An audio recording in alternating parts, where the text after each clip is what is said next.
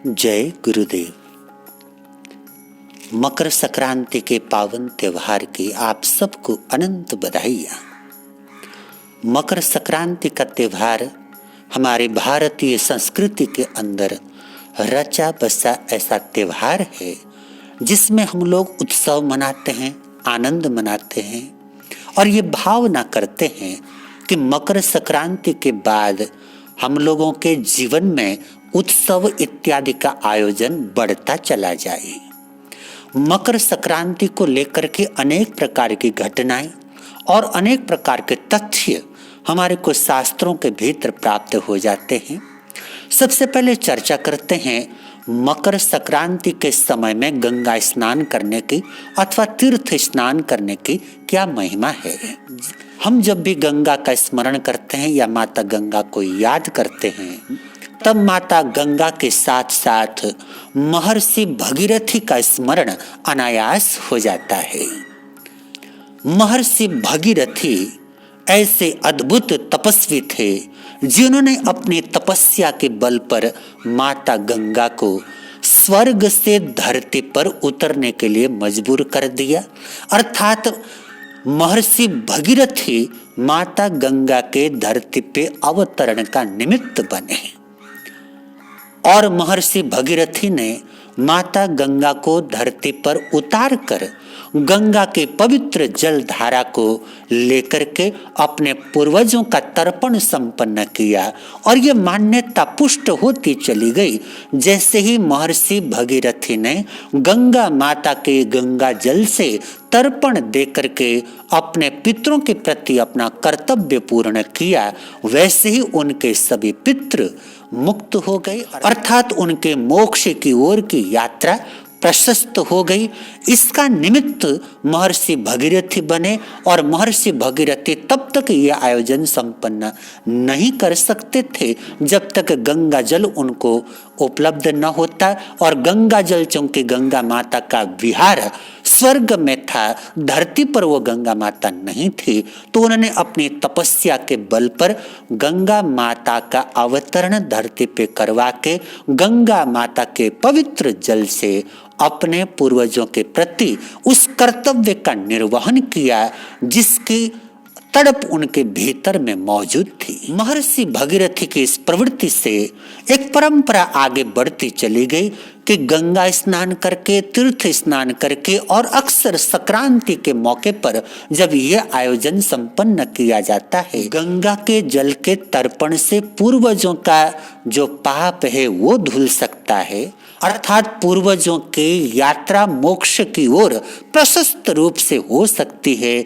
तो जीते जागते आदमी अगर गंगा स्नान कर लें तो उनके जीवन के अंदर कितनी पवित्रता बढ़ सकेगी, इसका सहज अनुमान लगाया जा सकता है। इसलिए महर्षियों ने ये प्रेरणा दी मकर संक्रांति के अवसर पर तीर्थ स्थलों में जाकर के गंगा स्नान करना चाहिए। तीर्थ स्नान करना पवित्रतम कार्य माना गया है। जीते जागते आदमी जब ऐसा आयोजन कर लेता है तो अपने जीवन में बहुत सारी दुष्प्रवृत्तियों को वो धो करके सद्मार्ग की ओर आगे बढ़ सकता है। हालांकि इसके साथ साथ इस तथ्य को भी हमें स्मरण रख लेना चाहिए कि अगर मेरे जीवन के अंदर पाप की प्रवृत्ति लगातार होती रहे और मैं गंगा स्नान करता रहूं, केवल ऐसा करने से हमारे उद्देश्य की संपूर्ति नहीं होती। हम लोगों को लगातार सद्मार्ग की ओर, सत्य के पथ पर चलने का प्रयास करते रहना चाहिए, धर्म के रास्ते पर चलने का प्रयास करते रहना चाहिए। और धर्म के आयोजन को संपन्न करते हुए जब हम लोग ऐसे मौके पर गंगा स्नान का पवित्र अनुष्ठान अपने जीवन में कर पाते हैं, तब हमारा जो मोक्ष मार्ग है, अर्थात हमारी मोक्ष मार्ग की यात्रा है, वो प्रशस्त होती चली जाती है। मान्यता है महर्षि भगीरथी ने वो जो पवित्र अनुष्ठान संपन्न किया था वो आज ही के दिन अर्थात मकर संक्रांति के अवसर पर ही अपना कर्तव्य परिपूर्ण किया था। इससे भी मकर संक्रांति की महिमा जग जाहिर हो जाती है। हमारे इतिहास की दूसरी घटना है महाभारत काल की, जो अपने वचन, अपनी प्रतिज्ञाएं और अपने धर्म के लिए जाने जाते रहे हैं और जिन्होंने अपने माता पिता के लिए आजीवन ब्रह्मचारी रहने का संकल्प कर लिया था और न केवल संकल्प किया अपितु उस संकल्प का निर्वहन भी सफलतापूर्वक कर लिया था। ऐसे देवव्रत भीष्म पितामह, उनकी प्रतिज्ञा से भला कौन परिचित नहीं है। भीष्म पितामह की धार्मिक ऊंचाई और उनके जीवन की महिमा का इससे आकलन किया जा सकता है कि उनको इच्छा मृत्यु का वरदान प्राप्त था, अर्थात जब तक वो न चाहे तब तक उनके प्राण शरीर छोड़ करके नहीं जा सकते थे। अपनी उत्कट तपस्या के द्वारा ऐसी उपलब्धि को हासिल करने वाले वो महान साधक थे।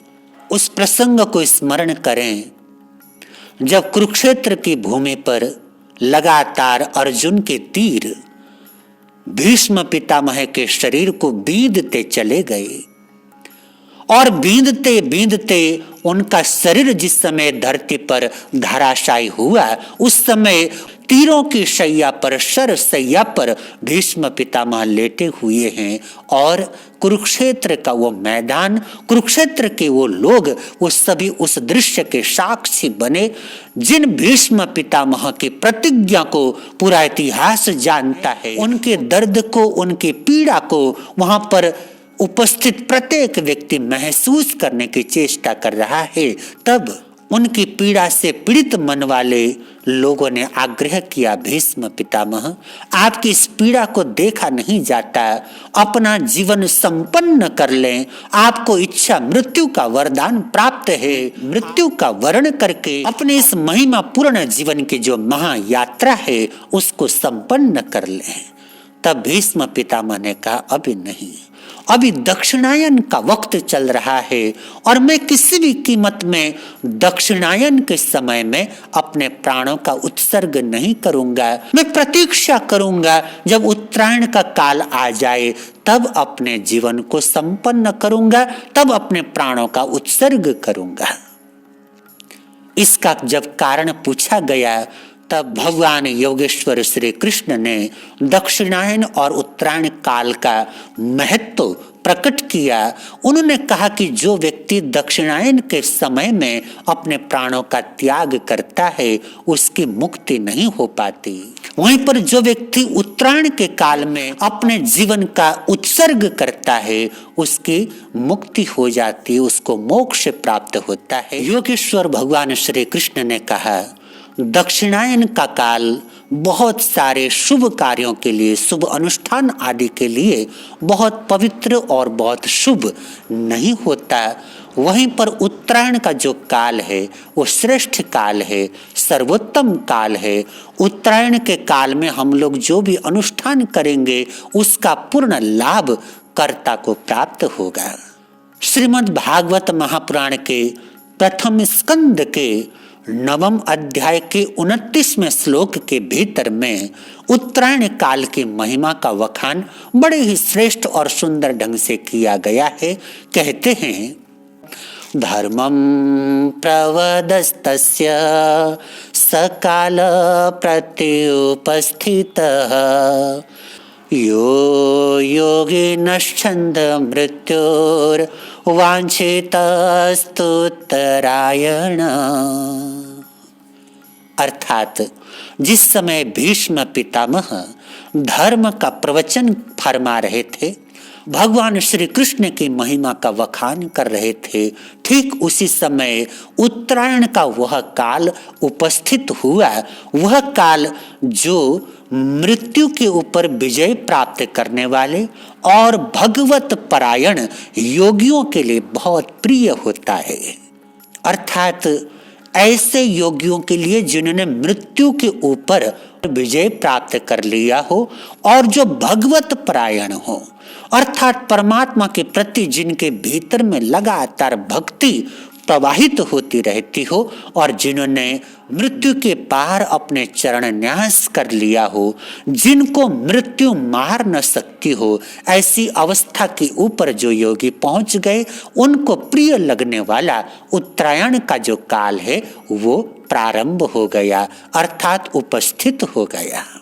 भीष्म पितामह जैसे लोग जिनको इच्छा मृत्यु का वरदान प्राप्त था, वो उत्तरायण काल की प्रतीक्षा कर सकते थे।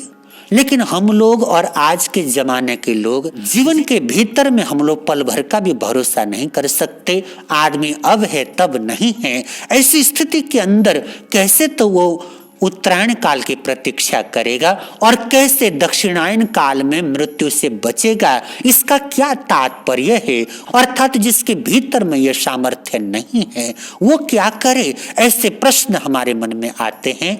और ये जो यहाँ पर प्रसंग बताया कि ऐसे योगियों के लिए उत्तरायण का जो काल है वो प्रिय होता है, जिन्होंने मृत्यु के ऊपर विजय प्राप्त कर लिया हो और जो भगवत परायण हो गए हों। दो बातें बड़ी स्पष्ट हैं, जिन्होंने मृत्यु के ऊपर विजय प्राप्त कर लिया, पहली बात, और जो भगवत परायण है, दूसरी बात। तो मृत्यु के ऊपर विजय पाने का तात्पर्य क्या है, हम लोग समझें। हकीकत में मृत्यु ऐसी घटना नहीं है जो जीवन में अचानक हो जाए। वस्तुतः मृत्यु लगातार घटित होती है, अनवरत घटित होती है। हम लोग उसको देख नहीं पाते, महसूस नहीं कर पाते, क्योंकि इतनी तीव्रता के साथ में उसकी प्रक्रिया हमारे जीवन के भीतर चलती है कि हम लोग नहीं देख पाते। और जो इसको देख पाते हैं उनको हम लोगों ने महर्षि कहा, योगी कहा।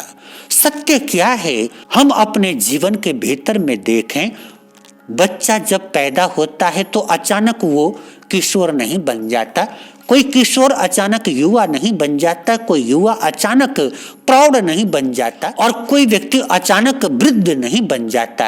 ये जीवन की जो श्रृंखला है, जीवन का जो क्रम है, इस क्रम के भीतर में अगर हम लोग गौर फरमाएंगे तो हमारे को पता चलेगा कि कोई भी व्यक्ति अचानक नहीं बदलता, अपितु उसके शरीर के भीतर में लगातार परिवर्तन घटित होता रहता है।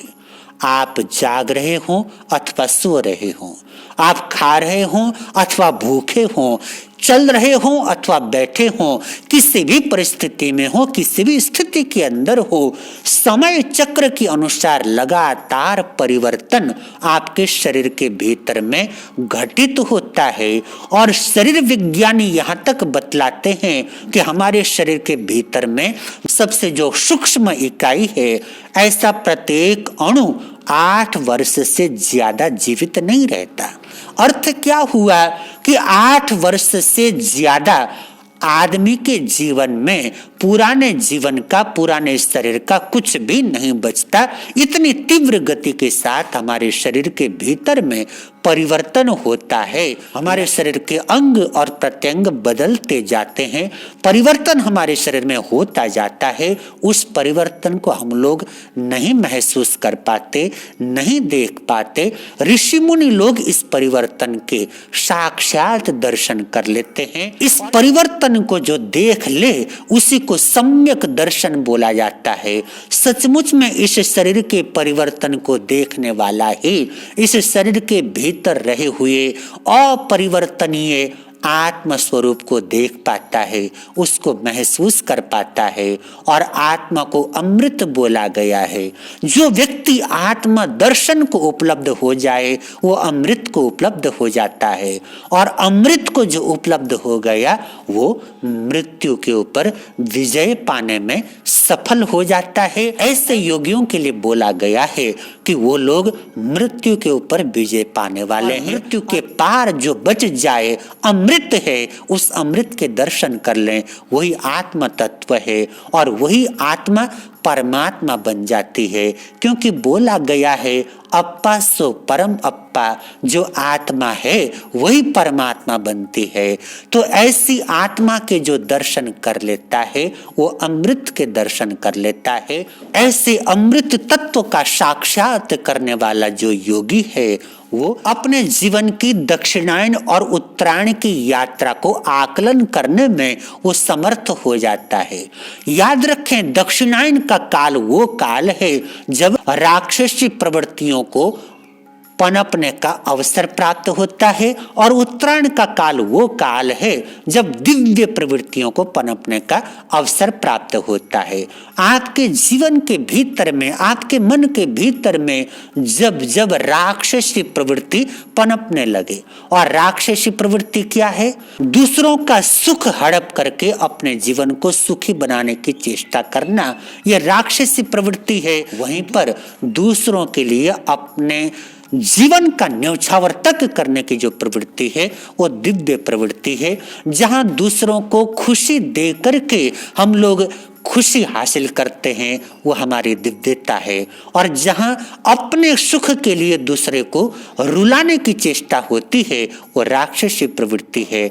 अपने भीतर की राक्षसी प्रवृत्तियों को दूर करके जब हम लोग दिव्यता की ओर आगे बढ़ते हैं, तब हमारा जीवन उत्तरायण की ओर गतिशील होने वाला, उत्तरायण की ओर अग्रसर होने वाला जीवन होता है।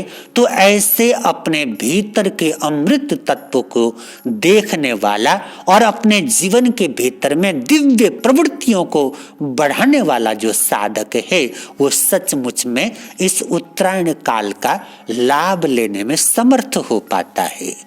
तो भीष्म पितामह ने इस उत्तरायण काल की प्रतीक्षा करी, और उत्तरायण काल अर्थात मकर संक्रांति के बाद वाला ये पवित्र समय, इस समय को चुन करके उन्होंने अपने प्राणों का उत्सर्ग करके उत्तरायण काल की महिमा दुनिया के सामने स्पष्ट कर दी। और इसके साथ साथ गोस्वामी तुलसीदास जी महाराज बहुत सुंदर और प्यारी प्रेरणा अपने पद्य में फरमाते हैं। वो कहते हैं, माघ मकर गत रवि जब होई, तीरथ पति आव सब कोई। माघ महीने में मकर राशि के भीतर जब सूर्य देव प्रवेश कर जाएं, तब तीर्थपति ही आव सब कोई। तीर्थपति अर्थात प्रयागराज, प्रयागराज तीर्थ में आकर के सब लोग तीर्थ स्नान कर लें, अपने जीवन को पवित्र कर लें। अर्थात ये वो समय है जब आप अपने जीवन के भीतर में प्रयागराज घटित कर लें। आपके जीवन के भीतर में ज्ञान, भक्ति और वैराग्य की जो त्रिवेणी संगम है, वहां पर डुबकी लगाएं और अपने जीवन को ऐसा तीर्थ बना करके अपने जीवन के अंदर धन्यता को उपलब्ध करने का अवसर प्राप्त कर लें। ऐसी पावन प्रेरणा गोस्वामी तुलसीदास जी महाराज ने प्रदान करी। तो इस प्रकार मकर संक्रांति और इस उत्तरायण काल की महिमा को हम लोग भली भांति समझ सकते हैं। ऐसे एक नहीं अनेक आख्यान हमारे इतिहास के अंदर भरे पड़े हैं। तो मकर संक्रांति का ये जो वक्त है, अत्यंत पवित्र और अत्यंत आनंद को बढ़ाने वाला वक्त माना गया है। और ज्योतिषीय दृष्टि से देखें तो मकर राशि के अधिपति शनिदेव हैं। शनिदेव भगवान सूर्य नारायण के पुत्र हैं, अर्थात सूर्य नारायण भगवान अपने पुत्र के घर में पदार्पण कर रहे हैं। मकर राशि पृथ्वी तत्व की चर राशि है, ये शनिदेव की राशि है। और शनिदेव और सूर्य नारायण भगवान भले आपस में पुत्र पिता हों, लेकिन उन दोनों का स्वभाव आपस में नहीं मिलता, दोनों की विचारधारा आपस में नहीं मिलती। इसलिए सूर्य देव के शत्रु के रूप में शनिदेव को जाना जाता है, और शनिदेव के शत्रु के रूप में सूर्य देव को जाना जाता है। इसके बावजूद सूर्य देव का शनिदेव के घर में जो पदार्पण है, उसको बहुत पवित्र वक्त माना गया है। हालांकि भगवान सूर्य नारायण मकर राशि के भीतर प्रवेश करें, उससे पूर्व ही उत्तरायण का काल प्रारंभ हो जाता है। तो उत्तरायण के काल की ये प्रथम संक्रांति है, और इस संक्रांति के काल को बड़ा पवित्र और बड़ा महिमापूर्ण माना गया है।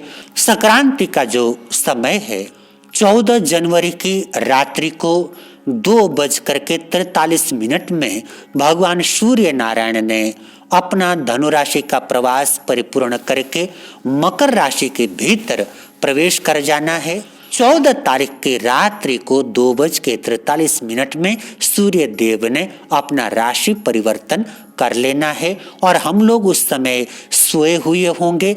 अगले दिन अर्थात सोमवार को जब हम लोग उठेंगे तो भगवान सूर्य नारायण मकर राशि में उपस्थित होंगे। इसलिए हम लोग 15 तारीख को ही इस संक्रांति का आयोजन संपन्न करेंगे। हालांकि सूर्य देव इस समय मकर राशि में जो पदार्पण कर रहे हैं वहां पर वो पाप कर्तृ योग के अंदर आ जाते हैं, क्योंकि शनिदेव का जो संक्रमण है, शनिदेव का जो गोचर है वो कुंभ राशि के अंदर हो रहा है और धनु राशि में मंगल देव का गोचर चल रहा है।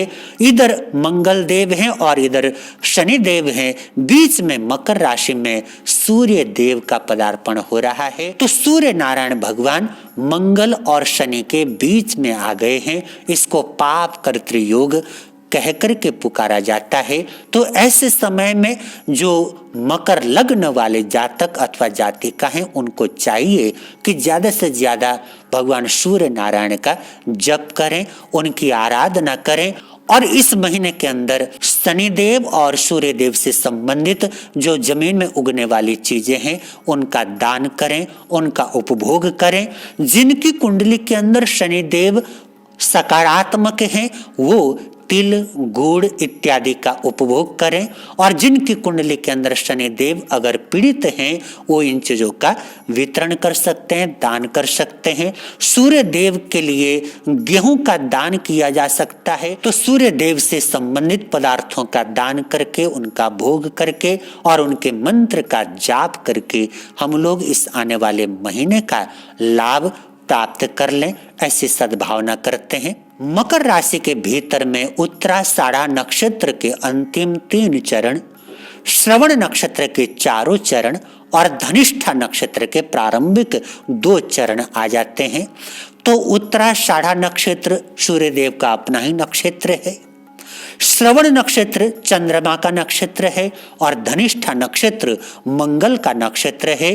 तो मकर राशि के भीतर में सूर्य देव सबसे पहले अपने ही नक्षत्र में होंगे, उसके बाद चंद्रमा के नक्षत्र में होंगे और उसके बाद मंगल के नक्षत्र में होंगे। तो ये आने वाला जो 1 महीने का काल है एक प्रकार से शुभ काल है, अच्छा समय माना गया है और इसका भरपूर लाभ लेने के लिए भगवान सूर्य नारायण के मंत्र का जाप कर सकते हैं, पाठ कर सकते हैं और भगवान सूर्य नारायण तथा शनिदेव से संबंधित वस्तुओं का दान कर सकते हैं, दान करके उनका उपभोग कर सकते हैं। और उसके साथ में जो लोग प्रत्येक महीने संक्रांति का पाठ श्रवण करते हैं और प्रत्येक महीने जाप किया करते हैं उन लोगों के लिए मैं मंत्र बता रहा हूं। ओम नमो लोय सौव साहूरम श्री भास्कराय नमो नमः। ओम नमो लोय सौव साहूरम श्री भास्कराय नमो नमः। ओम नमो लोय सौव साहूरम श्री भास्कराय नमो नमः। इस मंत्र का जाप करके आप भगवान सूर्य नारायण की आराधना कर सकते हैं, साथ में शनिदेव की आराधना करके उनकी कृपा को प्राप्त कर सकते हैं। शनिदेव जहाँ कर्म के कारक हैं वहाँ सूर्य देव आपके जीवन के अंदर ऊर्जा के कारक हैं। तो आप ऊर्जावान होकर के कर्म करेंगे तो निश्चित उन कर्मों का सकारात्मक लाभ आपको प्राप्त हो सकेगा। आपके जीवन में सूर्य देव की संक्रांति का भरपूर सकारात्मक रिजल्ट आपको प्राप्त हो, सकारात्मक असर आपके जीवन में बना रहे, ऐसी सद्भावना के साथ भगवान सूर्य नारायण के इस संक्रांति का पाठ और उसके साथ में मंगल पाठ आपके समक्ष प्रस्तुत है। चैता भारहु वासम चकवट्टे महिड्यो संति संति करे लोई पत्तो गई मनुत्तरम। आज सोमवार 15 जनवरी 2024 विक्रम संवत 2080 पौष शुक्ल पंचमी शतभिषा अथवा शततारका नक्षत्र वरियान योग वव करण चंद्रमा कुंभ राशि में सूर्य देव का मकर राशि में प्रवेश माघ महीने की संक्रांति, मकर की संक्रांति आप सबके जीवन में आनंद मंगल को बढ़ाने वाली हो। चैता भारहु वासम चकवट्टी महिढ्यो संति संति करे लोए पत्तो गई मणुत्तरम।